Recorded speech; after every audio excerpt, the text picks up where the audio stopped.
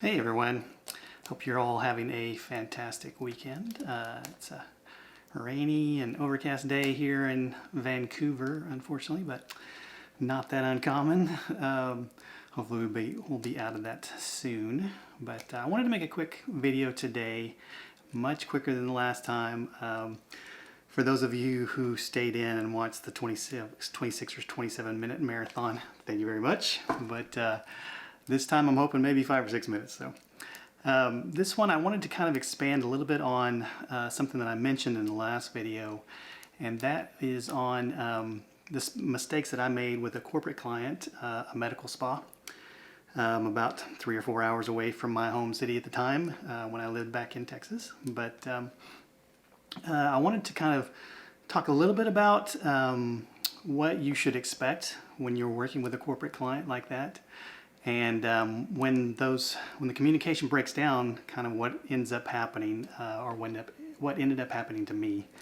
I end up losing the client because of the communication breakdown, and I don't want that to happen to you guys. So that is the whole intent of this video, is to hopefully for those of you who are just getting into professional photography, working with corporate clients, what you should expect from a documentation perspective, and just expectations on what type of images to deliver, those types of things, what that should look like, and hopefully the mistakes, you can avoid the mistakes that I made in that scenario. So I'm not going to make this a big long talking video this time. I'm going to try to get on the computer and show you a few images of what a creative should look like, a storyboard, if you will, or an image board, and kind of define the expectations, at least from that perspective. And then kind of talk a little bit about what happened in my particular scenario on the second shoot with that client. And then I'll show you a lot of the images that I actually shot with that client, and kind of show you that they're not what I would call super creative images. That's kind of, the corporate world is not really all that creative. When you're shooting corporate headshots, or in this case a medical spa, they want a lot of images they can put on their social media or some other type of medium to kind of show what they do in their office on a day-to-day basis, and that's what these images are designed to do. So they're not exactly super exciting, but I kind of wanted to put this out there just so people could see what a corporate shoot might produce. So without further ado, I'm going to switch over to the computer, show you some of those images, and we'll talk then. Okay, we are back, and looking at the creative / photo shot list document. Now, this is not the same one that was used on this particular photo shoot. Couldn't unfortunately locate that one. I think my client had just provided a link at the time, and obviously I no longer have access to that link. But this gives you a good idea of what a photo shot list should look like, a creative, or whatever you want to call it, a mood board. This doesn't have images, so I'm not sure you can really call it a mood board, but it does give you a breakdown of the areas of the shoot that you want to cover, and kind of the individual images. So I'll just kind of walk through it. It really is a good representation of what was actually used on the shoot. So it's broken down into 4 sections, this particular one is, but you'll notice that the outside of the office is listed there on the left. Building exterior, reception, hallway, those types of things. Those were all covered when I did the shoot. Office displays, which would have been on the interior of the office.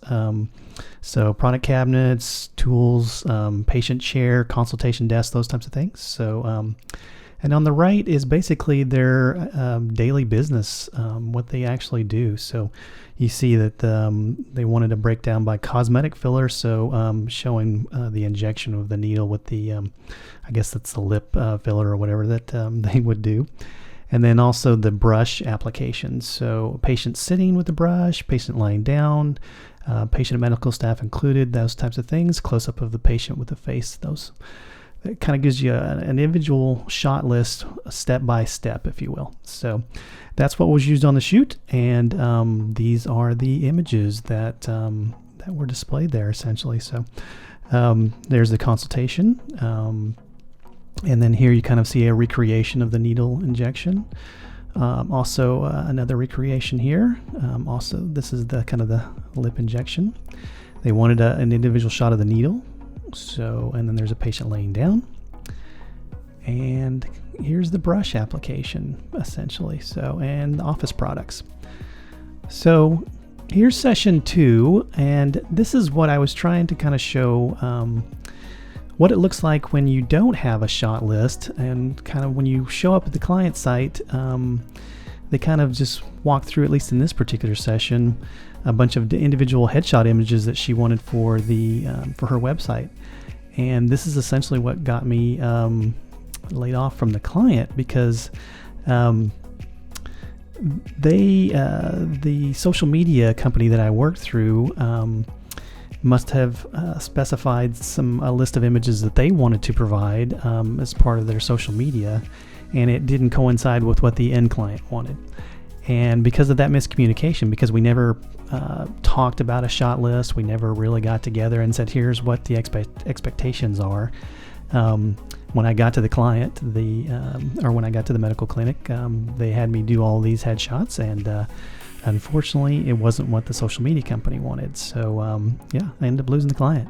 So please, if you could, always put together a shot list for your clients, no matter how small they are. It just shows a certain level of professionalism. And when you show up at the client, you know exactly what you're trying to cover.